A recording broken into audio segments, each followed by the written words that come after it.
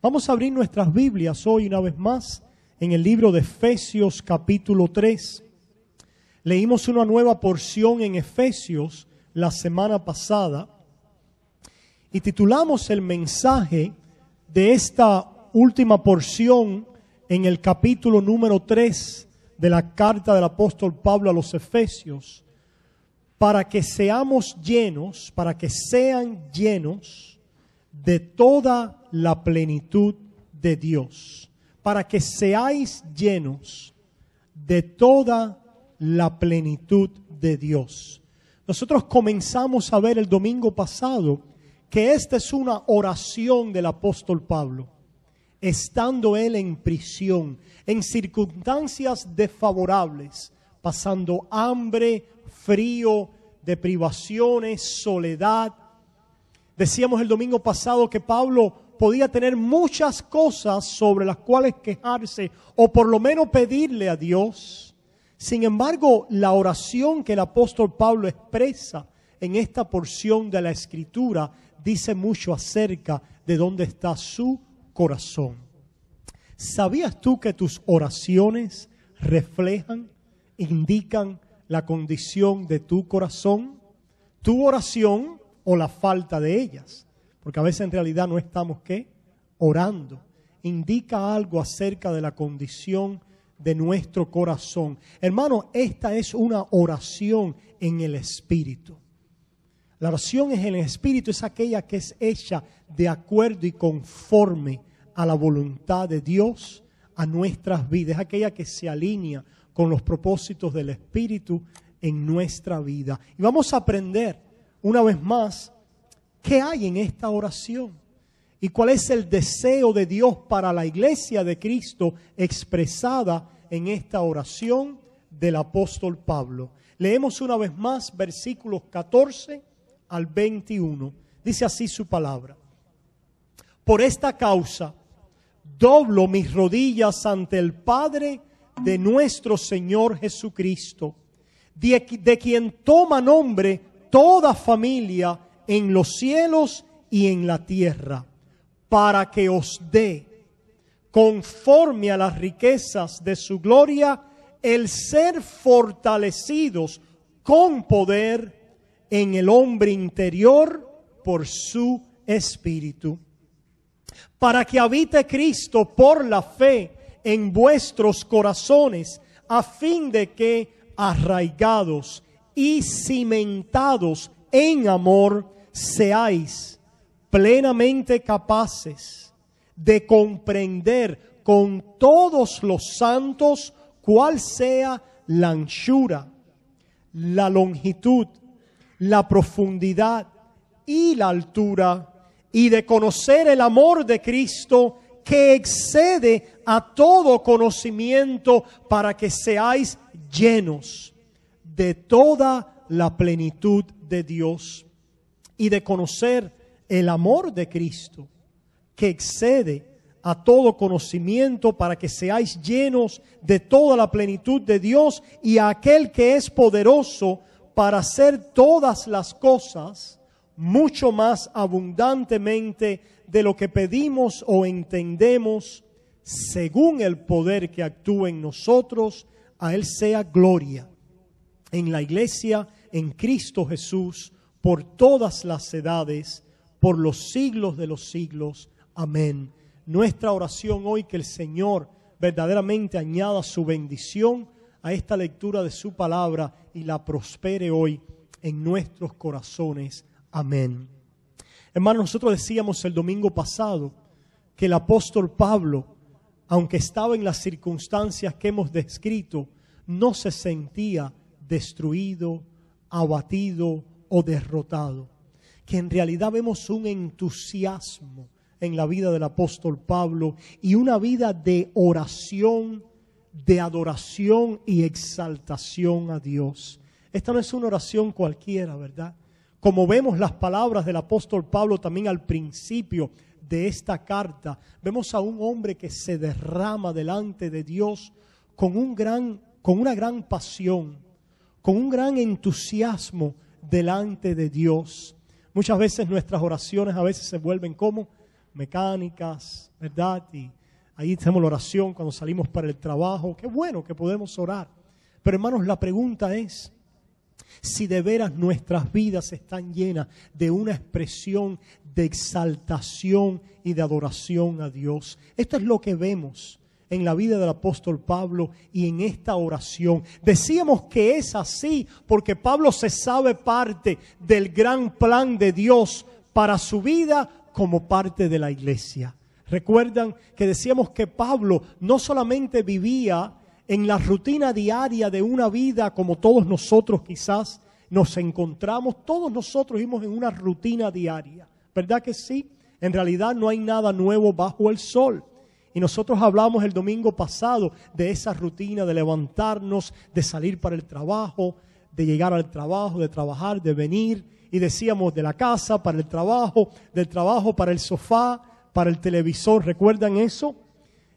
Y no hay necesariamente nada malo con la rutina si tú estás en medio de esa rutina, conectado con el plan y el propósito de Dios para tu vida y viviendo para ella. No hay nada quizás para mí que me dé más gozo y tranquilidad que llegar a mi casa. ¿Cuántos se sienten bien en sus casas? Qué bueno, ¿verdad? Que llegar a mi hogar, que descansar en mi sofá, descansar en mi cama. Aquí yo quiero hacer esta aclaración porque no quiero que me malinterpreten, ¿verdad? Acerca de la semana pasada. Es muy bueno poder descansar físicamente y trabajar y traer el fruto de nuestro trabajo a nuestras casas y a nuestros hogares. Pero hermano, si eso es todo lo que tenemos y eso es todo para lo que estamos viviendo, somos dignos de lástima porque no tenemos visión de lo eterno, porque no tenemos verdaderamente la motivación y el propósito que puede verdaderamente llenarnos, como dice Pablo, de toda la plenitud de Dios. ¿Qué desea Dios para su iglesia? Está expresado en esta oración, que seamos llenos de toda la plenitud de Dios. ¿Cuántos oraron así quizás hace poco? ¿Qué estás pidiéndole a Dios en tu vida de oración? Estas palabras, ¿te puedes identificar con ellas? Estás tú diciendo, Señor, yo quiero ser lleno de tu plenitud. Este es mi deseo, esta es mi ambición. Oh Padre, yo quiero ser fortalecido en el hombre interior. Yo quiero conocer más de tus riquezas en gracia en Cristo Jesús. ¿Estás orando así? ¿Qué refleja, qué revela tu oración? O simplemente oramos, Dios mío, ayúdame hoy en mi trabajo, que me puede ir bien. Ayúdame hoy en mi escuela para pasar ese examen. No hay nada malo con estas peticiones, hermanos, entiéndanme. Lo que yo les quiero preguntar es si ustedes están viviendo en un plano espiritual.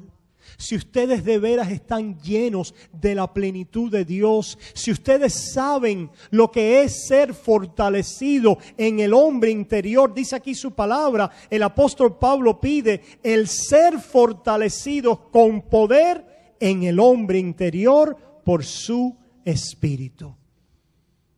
No solamente el ser fortalecido para poder ir a trabajar hoy. Yo sé que a veces eso es todo lo que estamos enfocados y a veces lo único que necesitamos es esa fuerza para ir a trabajar. Pero yo les quiero decir, hermanos, escuchen, hermanos. Cuando ustedes sean fortalecidos en su hombre interior, las fuerzas físicas van a venir. Cuando ustedes sean fortalecidos en el espíritu, la motivación para vivir viene. Cuando ustedes reciban fuerza esperando en Él, ustedes, dice la palabra, es promesa de Dios, que van a tomar nuevas fuerzas. ¿Como qué? Como las águilas. ¿Qué es lo que hacen las águilas? Oh, las águilas, ese pájaro majestuoso que remonta su vuelo y dice que se levanta y vuela sobre las alturas. Qué interesante que los hijos de Dios miran ¿a dónde? A las alturas. Alcé mis ojos a los montes. ¿De dónde vendrá mi socorro? Dice también Pablo en Colosenses, nuestra vida, poner la mira en las cosas de arriba, donde vuestra vida está escondida en Cristo. David oraba, haz mis pies como de sierva y en las alturas hazme andar.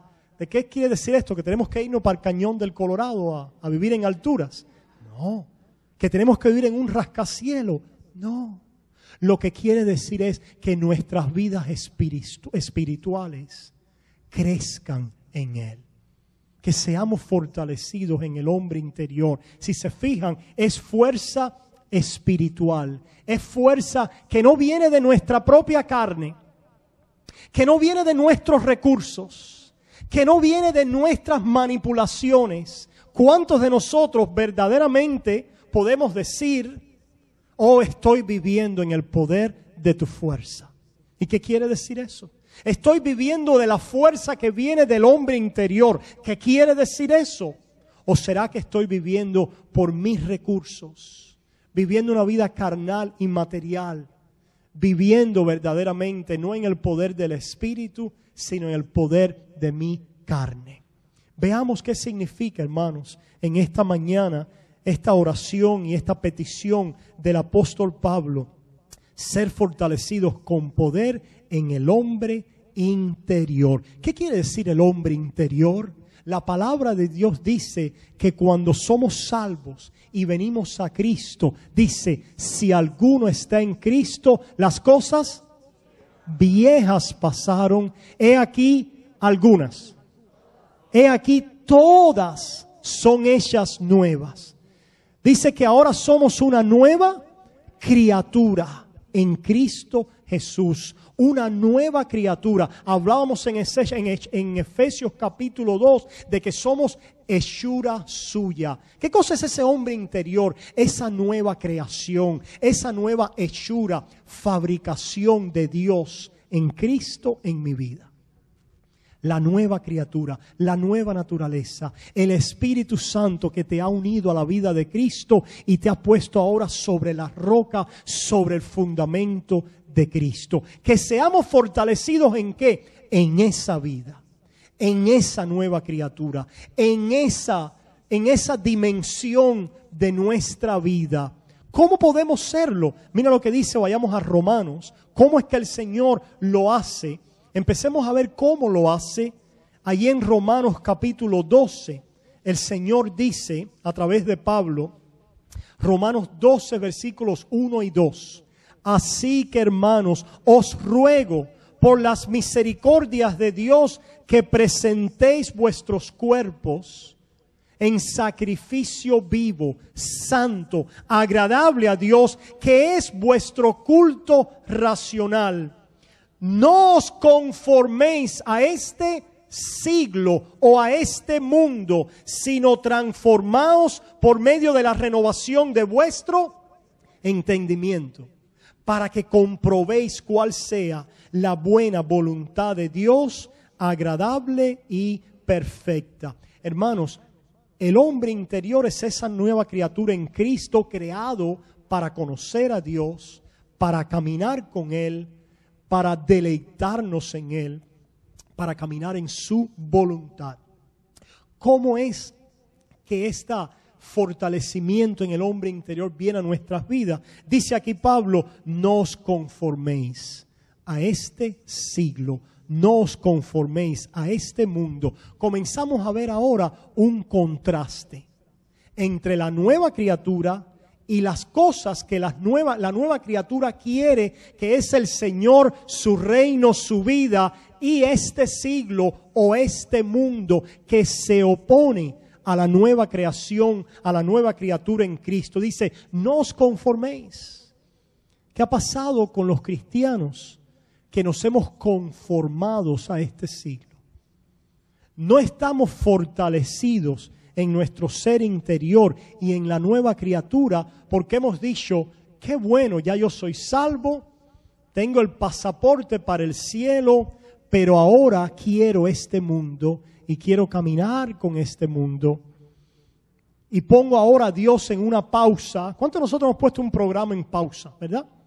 Para venir otra vez a ese programa después. Pausa y después vengo a ti. Pues, ay, qué bueno, ya hice la oración del pecador, ya soy salvo, pausa. Pero ahora quiero conformarme y seguir la corriente de este mundo. La corriente de este mundo. ¿Cuál es la corriente de este mundo? Veamos qué dice la palabra. Los llevo ahora a Primera de Juan. ¿Cómo se manifiesta esa corriente? Si vamos a Primera de Juan capítulo 2.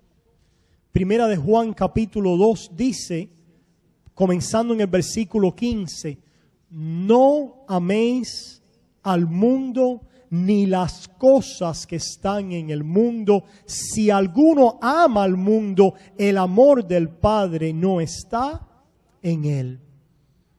No os conforméis a este mundo, dice Pablo en Romanos, sino sed transformado por medio de la renovación de vuestra mente. ¿Por qué? Porque Pablo dice que ahora tenemos la mente de Cristo. Dice, vosotros tenéis la mente de Cristo. Ese es el hombre interior. La mente de Cristo en mí. Yo renovado ahora con la mente, los pensamientos y el propósito y la visión de Dios para la iglesia, para mi vida en su reino. Y vamos a ser fortalecidos en el hombre interior a medida de que no nos conformemos a ¿qué? A lo que amábamos antes en este mundo, a lo que nuestra naturaleza antigua antes amaba, buscaba, deseaba. Mira cómo lo explica Juan. Dice, versículo 16, porque todo lo que hay en el mundo, y ahora explica qué cosa es. Qué interesante, los deseos de la carne. Yo pensaría que diría, bueno, lo que hay en el mundo son casas y carros y dinero. No dice eso, son cosas que externas, ¿verdad? Dice el mundo, aquí tenemos una quizás perspectiva acerca de qué es el mundo, en contraste con el hombre interior y la nueva creación en Cristo Jesús. Dice los deseos de la carne. Los deseos de la carne, las pasiones de la carne, las inclinaciones de nuestro hombre antiguo que son contrarias a la mente de Cristo. El apóstol Juan dice, no améis esos deseos. Si ustedes aman esa inclinación, el amor de Dios no está en vosotros. El apóstol Pablo le pide a Dios que seamos fortalecidos en el hombre interior. ¿Qué quiere ser fortalecidos en el hombre interior? De una manera negativa quiere decir esto, no amar los deseos de la carne. ¿Cómo sabemos que estamos siendo fortalecidos en el hombre interior? ¿Cómo sabemos que verdaderamente la mente de Cristo está prevaleciendo y predominando en mí? Cuando ese amor por las inclinaciones y los deseos de la carne, ahora está neutralizado por el amor a Dios. No quiere decir que no pequemos, no quiere decir que no caigamos. Lo que quiere decir es que odiamos ahora lo que antes amábamos. Lo que antes amábamos, que era esa inclinación pecaminosa. ¿Cuántos hombres aquí amaban antes la inclinación pecaminosa al adulterio y a la fornicación? No hay nada que un hombre natural quizás se vanagloríe más que en sus ¿qué? En sus hazañas románticas, ¿verdad? Por eso es que tenemos ese personaje conocido en las películas como el señor Casanova. ¿Han oído esa película? El Casanova. Ese hombre es un Casanova. Oye, hay una mística con estos Casanovas, ¿verdad? Y la realidad es que los hombres, en el hombre natural, nos vanagloriamos ¿en qué? Precisamente en esos deseos. Yo me acuerdo creciendo que desde niño, yo no sé, pero de alguna manera, y ya tienes novia. ¿Y cuándo vas a tener novia? ¿Y qué noviecita tienes? Y no solo eso, ¿cuántas novias has tenido? No solo una, sino ¿cuántas novias has tenido? ¿Verdad? De alguna manera el hombre natural se deleita y ama las inclinaciones de esta carne. ¿Verdad? La mujer, ¿cuáles serán las inclinaciones de la mujer? Eso se lo dejo a las damas, ¿verdad? No, nosotros sabemos también, ¿verdad? Que esto no se trata solo de género masculino o femenino, sino sabemos también la mujer qué inclinaciones prevalecen en ella en el aspecto natural que amaba la mujer antes. Controlar a un hombre, dominarlo, hacer que un hombre hiciera lo que uno quisiera. Yo tengo mis encantos y a través de el despliegue de mis encantos o el recoger mis encantos, ¿qué hago? Domino, controlo, logro lo que yo quiero, ¿verdad? Esto es un ejemplo solamente, hermano, de esas pasiones pecaminosas que amábamos antes. Amábamos porque nos deleitaban en lo que la carne quería. Lo que la carne quería era eso. Pero el Hijo de Dios ahora es una nueva criatura, porque eso que amaba antes ahora le causa tristeza y dolor. Triste. Cuando veo en mí la inclinación hacia el ídolo Casanova, ¿qué hay en mi corazón? Dolor y tristeza. Cuando veo en mí como mujer la inclinación hacia la ídolo Cleopatra, hay en mi corazón dolor, hay en mi corazón tristeza. No améis el mundo. ¿Se fijan? ¿Se fijan que esto no es solamente, no améis ese carro, no améis el dinero? Sí, pero esas cosas son las manifestaciones más profundas de un corazón en rebeldía contra Dios, en el cual el yo está entronado, en el cual el yo es su propia ley, en el cual el yo busca satisfacer sus propias pasiones, deseos e intereses. Esa es la carne.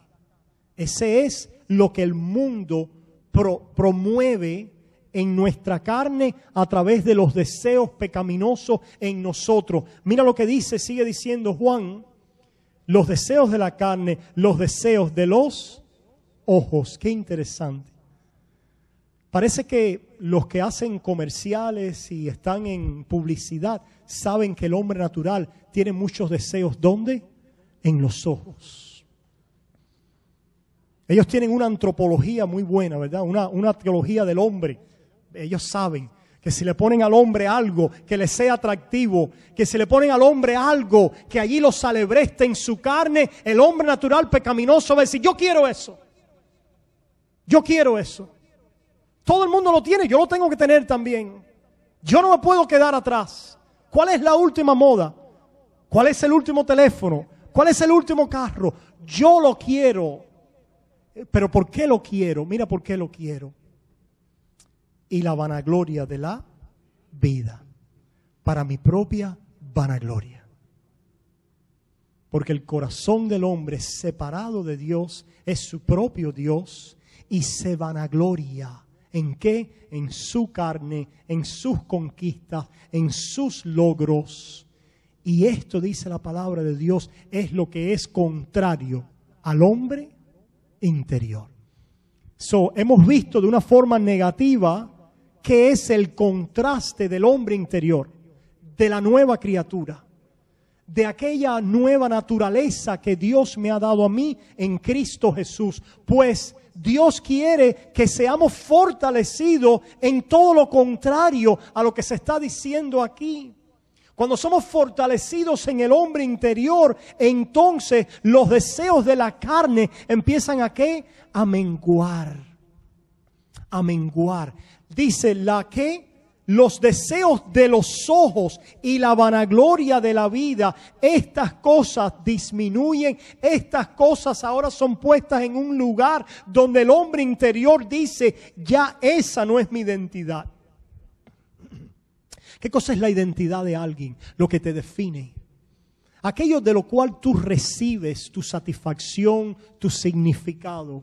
El Casanova lo recibía de sus conquistas, la Cleopatra de lo que podía lograr y seguridad a través de sus manipulaciones. Y esa era tu identidad.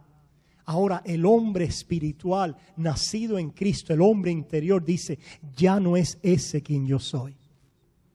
Yo soy una nueva criatura creada en Cristo Jesús y anhelo tu mente, Señor. ¿Qué cosa es anhelar la mente del Señor? Como dice la palabra en Romanos capítulo 12, que seamos transformados, ¿verdad? Dice, ¿para qué? ¿Para qué? Dice Romanos 12:2. ¿Para qué? Comprobéis. ¿Comprobéis qué? ¿Cuál? Dice, vamos a leerlos ahí, ¿verdad? Ahí en Romanos capítulo 12, volvamos allí a ese pasaje. Romanos 12:2 dice, transformaos por medio de la renovación de vuestro entendimiento. ¿Qué renovación? Del hombre nuevo, no del mundo, no de la carne que ya hemos descrito, sino a través de esa transformación en esa nueva criatura de esa mente, para que entonces suceda algo. ¿Para qué? Comprobéis, experimentéis, probéis, disfrutéis. Ah, Señor, cuál sea la buena voluntad de Dios, agradable y perfecta. En otras palabras, hermano, el ser fortalecido en el hombre interior es el conocer la voluntad de Dios y deleitarnos en ella. Conocer la voluntad de Dios y deleitarme en esa voluntad de Dios para mi vida. Mira como Pablo lo dice también en la carta a los Colosenses. Vamos a Colosenses, ahí en Colosenses capítulo 1. Es otra carta que circuló también en esta área del Asia Menor, donde circuló también la carta a los Efesios, la misma idea. Otra petición, miren, otra oración del apóstol Pablo. Es como si sus oraciones fueran en la misma onda, ¿verdad? Por el mismo canal. Mira lo que Pablo pide, Colosenses capítulo 1, versículo 9, por lo cual también nosotros, desde el día que lo oímos de vuestra salvación, no cesamos de orar por vosotros y de pedir que seáis llenos de riqueza y de dinero y de salud y de amor. ¿Eso es lo que dice? Y de pedir que seáis llenos del conocimiento de su voluntad, en toda sabiduría e inteligencia espiritual. ¿Qué describe esto aquí? La mente de Cristo. El propósito de Cristo en nuestras vidas. La sabiduría de Dios en Cristo Jesús, que Él ha hecho habitar en nosotros por su Espíritu. De eso se trata. De esta manera vas a ser fortalecido en ese hombre interior cuando crezcáis en el conocimiento de su voluntad, en toda sabiduría e inteligencia espiritual. Hermano, ¿cómo crecemos en ese conocimiento? Ah, pastor, yo le pido a Dios que me llene de su conocimiento todos los días. Está muy bien que le pidas. Pero ¿dónde está revelada la mente de Cristo? ¿Dónde? ¿Cuántos trajeron Biblias hoy? No tienen que, ¿verdad? ¿Cuántos leyeron sus Biblias ayer? No tienen que responder, ¿verdad? ¿Cuántos en esta semana han pasado tiempo meditando en la palabra de Dios? Si la respuesta es no, ¿cómo espera que vas a ser fortalecido espiritualmente? Hermanos, esto no es magia. A las personas en el mundo, el hombre natural, le gusta la magia. Ven que el súper ungido, ven que papá va a poner la mano sobre ti y te va a dar la unción. Y te va a dar sabiduría. Y te va a dar conocimiento. Eso no es lo que dice la palabra. Eso no es lo que dice la palabra. La palabra de Dios dice que vamos a ser llenos del conocimiento cuando la palabra de Cristo, la palabra de Dios more abundantemente. ¿Dónde? En nuestros corazones. Cuando conozcamos esta palabra, cuando meditemos en ella. David decía, tu palabra ha sido mi meditación, mi luz de día y de noche. Oh, cuánto amo yo tu palabra. Me es más dulce que la miel. Tu palabra, lámpara es a mis pies tu palabra y lumbrera a mi camino. ¿Por qué es que la iglesia de hoy está siendo llevada de acá para allá de todo viento de doctrina, buscando y aprendiendo sin aprender jamás? Oye, estamos en tiempos donde como hay conferencias y maestros, proliferan los maestros, las conferencias, los talleres, pero vivimos en un tiempo donde el cristianismo es más ignorante que nunca. ¿Por qué? Porque lo que estamos buscando es los deseos de nuestra carne y el mundo. Y hemos puesto a Dios en pausa. Y estamos diciendo, bueno, yo quiero fortalecerme en el hombre de la carne. Yo quiero que Dios me ayude a mi manera, a mi forma, a mis deseos, a mi voluntad. Pero lo que revela Dios en su palabra es que nosotros vengamos a ser llenos del conocimiento de su voluntad. ¿Qué quieres tú para mi vida, Señor? No, yo declaro lo que yo quiero. Señor, ¿qué tú quieres para mi vida? Hijo, tú puedes ser cualquier cosa en la vida. Hijo, averigua qué Dios quiere que tú seas en la vida. Tú tienes un potencial tremendo para lograr cualquier cosa. Hijo, fortalécete en el poder de su fuerza para hacer su voluntad. ¿Se dan cuenta, pueblo, cómo vivimos hoy un día en un ambiente cristiano donde se utilizan las mismas palabras que usamos nosotros, pero con un significado diferente? Uno es para con una pintura de cristianismo buscar y darle rienda suelta a mi carne, a los deseos de mi carne, a los deseos de mis ojos y a la vanagloria de mi vida. Y otro, el verdadero cristianismo, es el que nos lleva a decir, Señor, ¿qué tú quieres para mí? Enséñame tu voluntad, porque cuando la descubre y la conozca, la quiero hacer, porque en tu ley está mi delicia y me deleito en ella. Eso es lo que dice Pablo aquí a los colosenses y les dice, para que andéis como es digno del Señor. Señor, yo quiero andar como tú quieres que yo ande. Esa es mi primera ambición, Padre. Andar como es digno de ti, Señor. ¿Es esa la ambición de la iglesia hoy? ¿O es esto hoy palabras extrañas para el pueblo de Dios? Le decimos a nuestros hijos que ellos deben andar, que averigua, hijo, cómo es que Dios quiere que tú andes. O lo que le decimos, averigua cuál es la mejor carrera, la que te va a dar más dinero, la que va a prosperar más tu vida material. No hay nada de malo con tener sabiduría, hacer decisiones sabias en este aspecto. Pero la pregunta es, ¿qué revela nuestras vidas y nuestra relación con nuestros hijos? ¿Le estamos enseñando a ellos qué es lo que le agrada al Señor? Y los estamos entrenando y exhortándolos a ellos para que descubran la voluntad de Dios y caminen en ella. Oh, que se levante una juventud cuyos ídolos no sean, ¿cuál fue la señora esa que yo dije el domingo pasado? Kardashian, ¿recuerda? Kardashian, ¿y cuál es la otra? Britney Spears, ¿verdad? Los ídolos de este mundo, de este siglo. Hijita querida, escucha, hijitos jóvenes, te vas a hacer mucho daño ahí.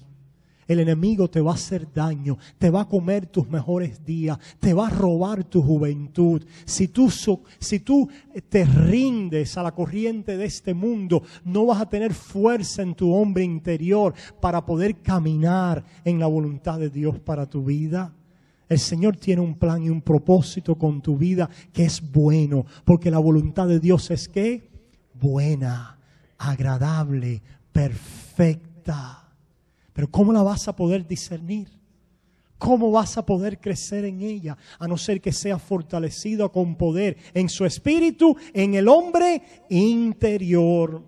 Pablo sigue diciendo aquí en Colosenses capítulo 1, que es una oración paralela a Efesios 3. Estas dos oraciones las podemos poner una al lado del otro y ver el paralelismo que hay entre ellas. Quizás en Colosenses un poquito más explicado lo que quiere decir Pablo. Dice, el cual, dice, para que andéis como es digno del Señor, versículo 10, agradándole en todo, llevando fruto en toda buena obra y creciendo en el conocimiento de Dios. Creciendo en el conocimiento de Dios. ¿Cómo crecemos en el conocimiento de Dios? Dios a mí me lo dice, me lo revela aquí, en lo profundo aquí de mi estómago. El Señor me dice su conocimiento, aquí me lo da. El Señor no trabaja sin su palabra, querido amigo. El Señor te va a revelar su voluntad en su palabra. Y esa paz y ese sentir va a venir de saber, la palabra del Señor me dice esto, su voluntad me ha revelado esto. Y por eso es que yo sé que estoy siendo conformado en esa mente de Cristo. ¿Cuántos hombres se paran y dicen, el Señor dice? Cuidado, pueblo. Con el Señor dice, cuando el Señor dice, tú le dices, ¿en qué capítulo, en qué versículo? ¿En qué libro, en qué capítulo y en qué versículo el Señor dice? Porque la palabra de Dios dice que Cristo, el Señor ha hablado diferentes tiempos a través de sus profetas en tiempos anteriores y ahora a través de su Hijo y a través de la palabra profética más segura a la cual le debemos ¿qué? Prestar atención. Porque dice que toda palabra, toda escritura es útil para redarguir, para corregir, para instruir, para equipar, para que el hombre de Dios sea preparado cabalmente para toda obra de Dios. La palabra del Señor que trae vida a nuestras vidas. Ahora, hermanos, finalmente, el apóstol Pablo, aquí en Efesios 3, volvemos ahí a Efesios 3, él nos dice cómo es decir, ya nos has dicho y hemos visto qué cosa es el hombre interior, ya hemos visto cómo es el proceso para ser fortalecidos en el hombre interior, que es a través de la renovación de nuestra mente. Quiero decirle lo más importante. Pastor, lo que ha dicho es muy importante. Sí, pero ahora quiero decirle lo más importante. ¿De dónde viene la motivación para ser transformados y para entregarnos a su voluntad? ¿De dónde? ¿Cómo es que yo puedo cambiar de ser carnal e inmaduro a convertirme en un cristiano fuerte, espiritual y en crecimiento? ¿De dónde viene la motivación? Efesios 3, versículos 17, 18 y 19. Para que habite Cristo por la fe en vuestros corazones, a fin de que arraigados y cimentados en amor. ¿En qué tenemos que estar arraigados y cimentados para que Cristo habite en nuestros corazones? ¿En qué? En amor. ¿En el amor de quién? ¿En mi amor? En el amor de Cristo por mí. Escucha, pueblo, para que habite Cristo por la fe. Para que habite Cristo por la fe, no dice por las obras, ¿verdad? Yo voy a hacer esto para que Cristo habite en mí si hago esto. Para que habite Cristo por la fe. ¿Cómo es que Cristo vino a habitar en tu vida un día? Cuando un día tú estabas bajo la condenación de la ley, eras un rebelde delante de la presencia de Dios. Te habías creado tu propia ley, porque esa es la tragedia del hombre, que debajo de la ley santa, justa, perfecta de Dios, tergiversan esa ley y la acomodan a sus propios intereses y a sus propias pasiones. ¿No es eso lo que hicieron los fariseos? Tomaban la ley de Dios y la tergiversaron y la trajeron para ellos manipularla. ¿Qué es lo que hace el hombre separado de Dios? Se convierte en su propia ley. Yo soy mi legislador. Yo voy a hacer y entender a Dios como yo quiera. Yo voy a crear mi propio camino. Yo me voy a justificar yo mismo a través de mi propia manera y de mi propia ley. Yo voy a través de mis obras a justificarme. Esa es la tragedia del hombre natural. Porque la ley verdadera de Dios en su perfección, santidad y justicia, lo que nos revela a nosotros es nuestra incapacidad, nuestro pecado. Eso es lo que dice la palabra en Romanos capítulo 2 y 3, que por la ley viene el conocimiento del pecado. Pero los hombres, no queriendo conocer su pecado, no queriendo sentirse condenados delante de Dios, ¿qué hacen? Esa ley de Dios la echan a un lado, la tergiversan, la manipulan y crean su propia ley con L pequeña. Y dice, mira, por esta ley yo estoy justificado. ¿Qué hay que hacer? No adulterar. Yo no adultero. Mira, jamás me he acostado con nadie. Nada más que con mi esposa. ¿Qué hay que hacer? No matar a nadie. Nunca le he metido un puñal a nadie, ni le he disparado un tiro a nadie, he matado. Yo estoy bien.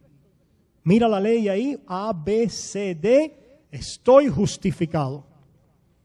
El hombre trata de justificarse a sí mismo. Esa es la tragedia del hombre, que se convierte en su propia ley, que le vira la espalda a Dios y echa a un lado el verdadero conocimiento de Dios. Cuando la ley verdadera de Dios va al corazón profundo y nos dice, Casanova, cuando miras a una mujer para codiciarla, ¿ya qué? Ya se ha adulterado con ella en el corazón.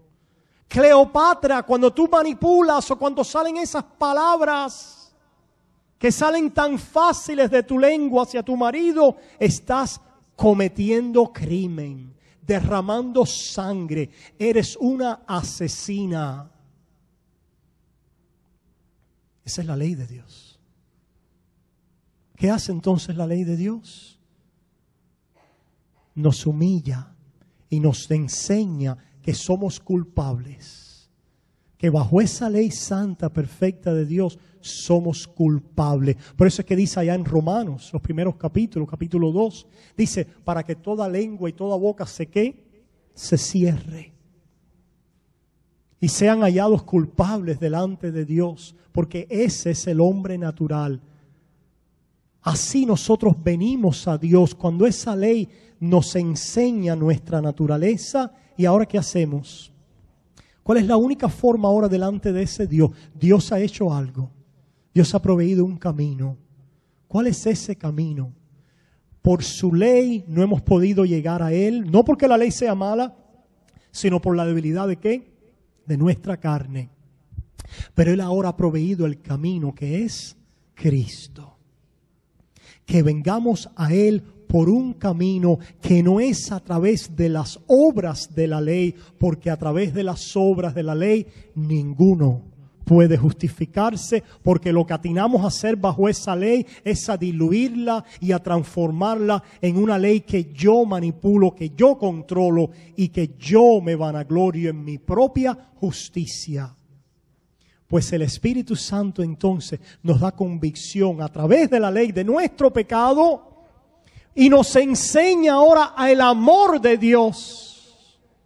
El amor de Dios que dice que mientras éramos aún pecadores, Cristo murió por nosotros. Mira, vayamos ahí a Romanos. Ahí en Romanos, se me acaba el tiempo ahí en esta mañana. Y no quiero tomarles mucho más tiempo. Pero mira lo que dice ahí en Romanos capítulo 5. En Romanos capítulo 5. Dice, versículo 7, ciertamente apenas morirá alguno por un justo, con todo pudiera ser que alguno osara morir por el bueno, mas Dios muestra su amor para con nosotros en que siendo aún pecadores, Cristo murió por nosotros, pues mucho más, versículo 9, estando ya justificado en su sangre, por Él seremos salvos de la ira. ¿Justificado cómo? Dice versículo 10, porque si siendo enemigos fuimos reconciliados con Dios por la muerte de su Hijo, mucho más estando reconciliados seremos salvos por su vida. Romanos 5:1, justificados pues por la fe, tenemos paz para con Dios por medio de nuestro Señor Jesucristo. Oh hermano, ¿cuál es la motivación para ver nuestra identidad? No en este mundo que pasa y que está bajo condenación, sino ver nuestra identidad en la mente en Cristo. El Evangelio, el amor de Dios manifestado en este Evangelio de buenas noticias de gracias para el pecador que se reconoce pecador y miserable bajo la ley santa y perfecta de Dios y pone sus ojos con una mirada de fe en el Salvador, en el Redentor de mi alma, en aquel que vivió la vida perfecta que yo no voy a poder vivir y que murió la muerte que yo merezco morir y que resucitó para darme la vida eterna que yo por mí mismo no puedo tener y alcanzar. A través de la fe, justificados, declarados no culpables, aceptados, amados en Él, por la fe tenemos paz para con Dios. Por eso es que dice Pablo ahí en Efesios, a fin de que arraigados y cimentados en amor. En amor. ¿En qué amor? En este amor de la gracia de Dios. ¿Cómo es que te vas a levantar a querer ser transformado cuando verdaderamente conozcas este amor de Dios, que es un amor que transforma y cambia nuestros corazones? Es un amor incondicional, porque ya vimos que nos amó cuando estábamos, ¿qué? Muertos en delitos y pecados. Es un amor eterno. Mira lo que dice Jeremías 31. Jeremías, ¿cambiará el amor de Dios? ¿Cambiará el amor de Dios por su pueblo, por su amada iglesia? Jeremías 31:3, Jehová se manifestó a mí hace ya mucho tiempo diciendo, con amor eterno te he amado. Por tanto te prolongué mi misericordia. Es un amor transformador. Mira lo que dice Jeremías 32, capítulo 40. Y haré con ellos pacto eterno, que no me volveré atrás de hacerles bien. No me volveré atrás de hacerles bien. Gloria a Dios. Aquí es cuando tenemos que saltar y danzar ahora. Ah, pueblo, la dulce noticia del Evangelio, del amor de Dios. Dice, no me volveré atrás de hacerles bien y pondré mi temor, mi amor en el corazón de ellos para que no se aparten de mí. Pueblo, esta doctrina del amor de Dios manifestada en la gracia de Dios en Cristo Jesús es una doctrina que la tenemos que saborear en tercera dimensión. No, en cuarta. Si ustedes se fijan, ¿cuántos de ustedes han ido al cine y se han puesto qué? Se han puesto, le han dado los espejuelitos. Hay películas que son ¿en qué? En una dimensión. Pero ¿cuántos hemos recibido nuestros espejuelos para poder ver algo en qué? En dimensión, en profundidad, en detalle, algo vivo, algo real. Pues eso es lo que dice Pablo aquí en Efesios capítulo 3. Cristo va a habitar ricamente en vuestros corazones a través de la fe que descubre, que comprende el amor de Cristo. Que está cimentada, que está arraigada no en lo que yo hago, no en lo que yo dejo de hacer, sino en un amor que para mí es incomprensible.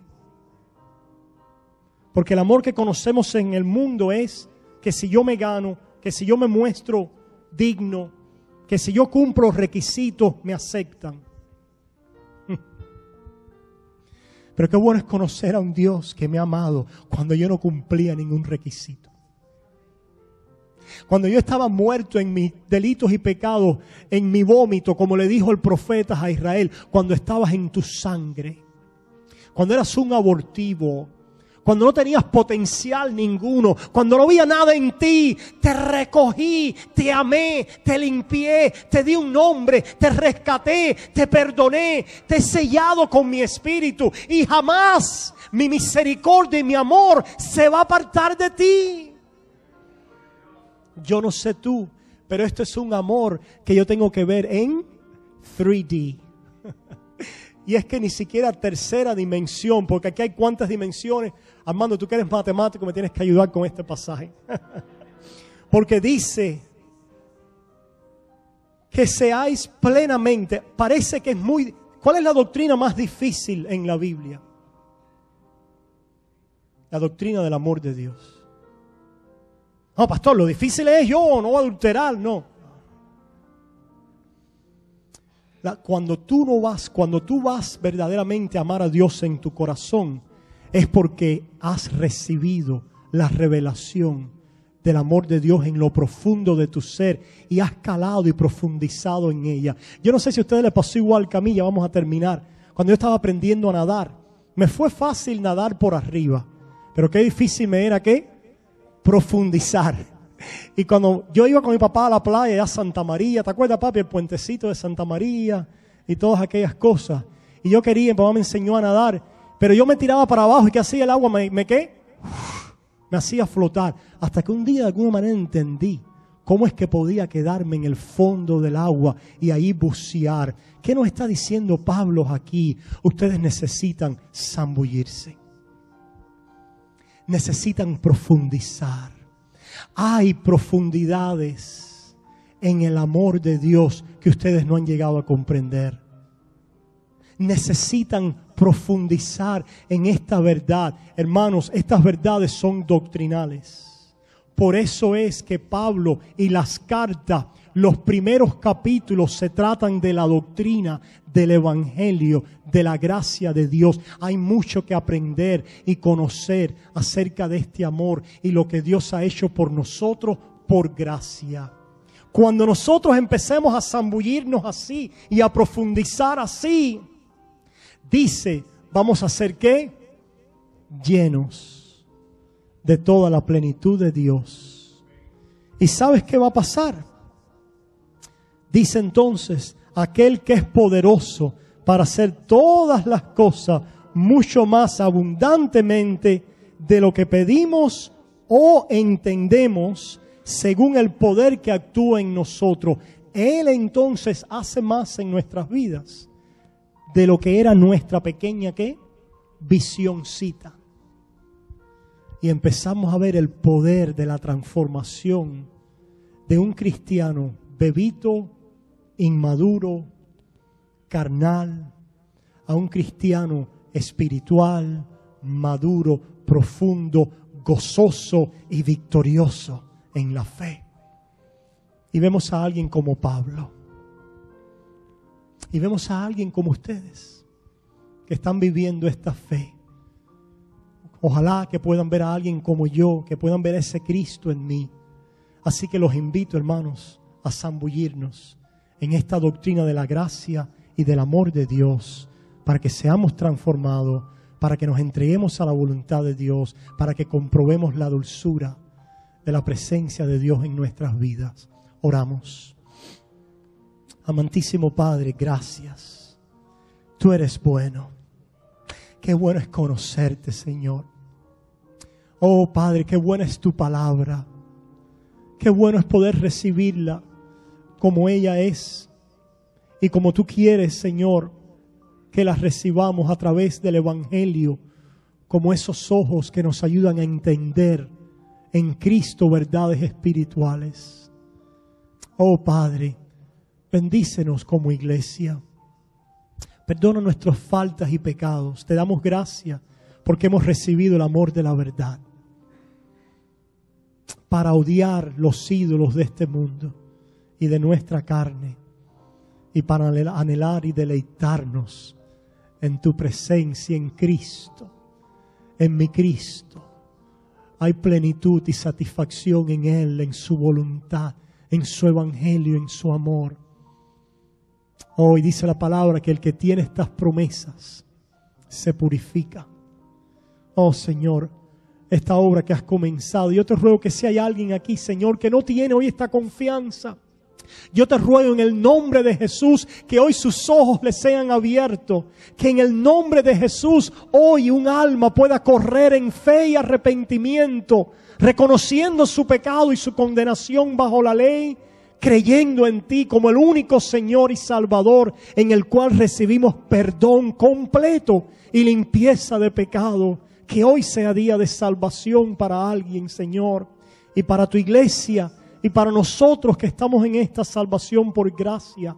Que hoy sea día de fortalecimiento en el tu conocimiento, de salir con un nuevo sentir y un desear en tu espíritu a través de tu palabra en Cristo Jesús. Y el pueblo de Dios dice amén y amén y amén.